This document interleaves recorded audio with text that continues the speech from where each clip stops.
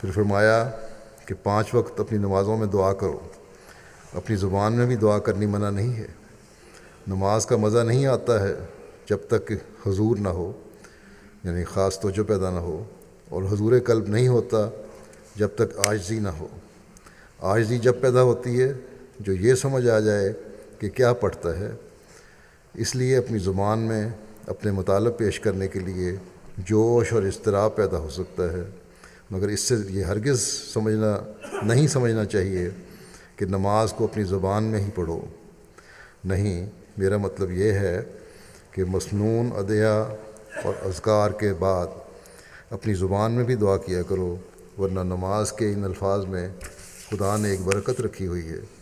نماز دعا ہی کا نام ہے، اس لیے اس میں دعا کرو کہ وہ تم کو دنیا اور آخرت کی آفتوں سے بچاوے اور خاتمہ بالخیر ہو، اور تمام کام تمہارے اس کی مرضی کے موافق ہوں۔ اپنی بیوی بچوں کے لیے بھی دعا کرو، نیک انسان بنو، ہر قسم کی بدی سے بچو۔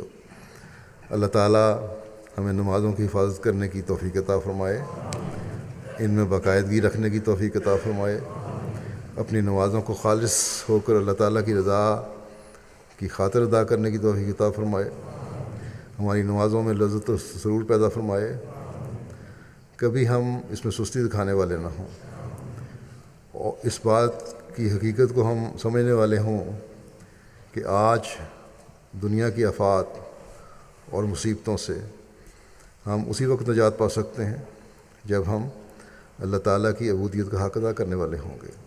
اللہ تعالیٰ ہمیں اس کی توفیق دے۔